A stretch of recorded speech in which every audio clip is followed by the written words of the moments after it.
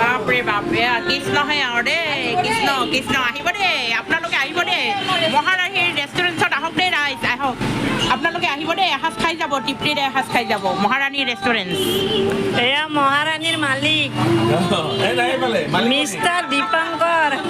দাস এয়া মহাৰাণীৰ মালিক ৰূপা দাস এয়া আমাৰ কাৰণে চাহ বনাইছে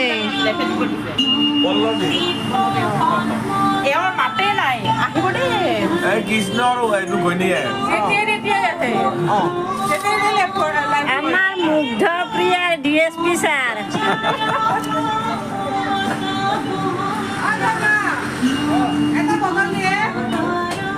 বদল এটা